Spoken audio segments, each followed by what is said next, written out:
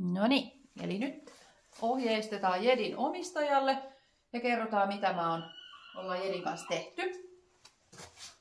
Eli tässä mä ensin opetin Jedille palkasta luopumisen. No. Eli se ei saa niinkö tätä herkkua tai tätä palkkaa silloin kun se niinku tavallaan tulee hamuumaan sitä, vaan sitten kun se niinku menee vähän tavallaan luopuu siitä. Eli kun se laittaa päätä vähän kauemmas.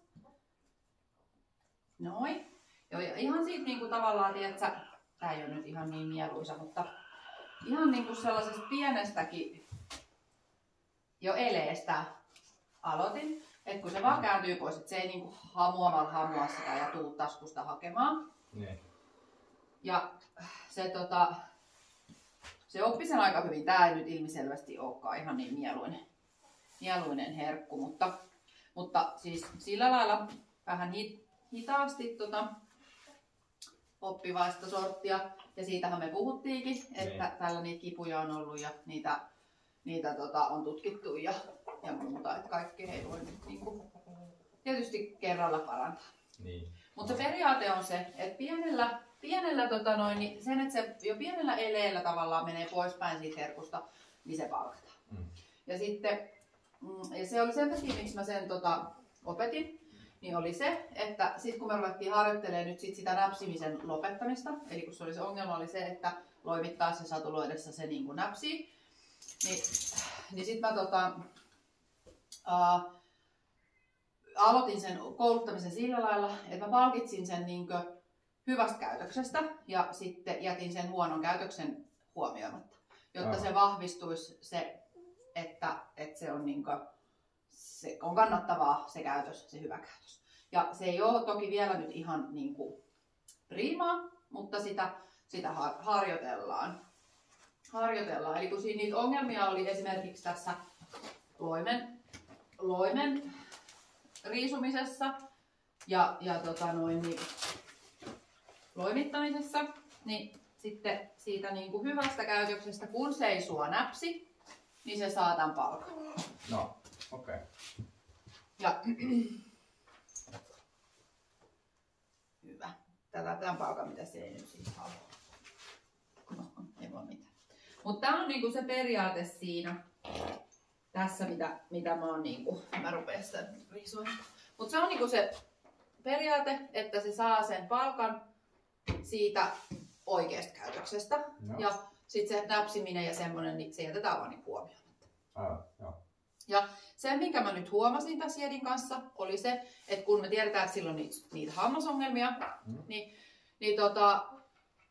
mä huomasin, että kun sitä palkkaa pitää antaa aika tiheästi, etenkin siihen alkuun, niin sehän ei siis onnistu, kun sillä oli ne hampaat kipeät, niin se ei pystynyt pureskelemaan sitä palkkaa niin nopeasti, kuin tavallaan sitä olisi pitänyt palkata. Niin sitten mä hoksasin tämmöisen nuoluherkun, että niin tässä se aika ei mene, niin se keskittyminen herpaannut siihen pureskeluun, vaan se, se lipasee tästä ja sitten paitsi tästä se ei nyt lipase,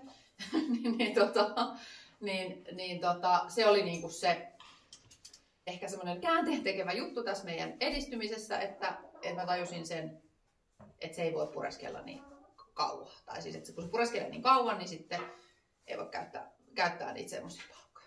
Joo. Mutta tosiaan harjoitukset jatkuu tästä ja mä luulen, että se siitä pikkuhiljaa etenee, etenkin kun te jatkatte nyt siitä tutkimusta, että mikä sillä voisi olla. Et mä luulen, että siihen satuloinnin, siihen semmoiseen kiukutteluun niin on ehkä syynä joku siellä selässä. Et se ei välttämättä ole nyt kyllä tää hammas- ja suujuttu, vaan että se saattaa kyllä olla, niin ehkä kannattaa se eläinlääkärillä tutkia, että tiedetään sitten, että tarkalleen ottaen, että mikä se on se syy, tai että onko satula epäsopiva tai jotain semmoista. Aivan, joo. Mut muutenhan tää on tosi kiltti ollut, että sitten ne on niinku vaan siihen satuloimiseen ja siihen. Ja sitten just tää loimen etu, tai niinku tää ryntäiden osuuden, niin tässähän se monesti monesti on näpsinyt ja se on minusta nyt jo kyllä parantunut, mutta nyt sä huomaat, että se vähän yritti näpsiä, niin me ei sitä niinku reagoida. Joo. Ja sitten me palkitaan sitä nyt, kun se oli niinku kiltisti. Joo. Mutta saitko kiinni tästä? Joo, kyllä mä ymmärsin. Joo, kuulostaa oikein hyvältä. Hyvä juttu. Taas toi. Yes. Hyvä. Mutta siis lähtökohtana on hyvän käytöksen palkitseminen ja huonon käytöksen niin kuin huomioitteleminen. Pois jättää. Joo. Yes. Hyvä. Eli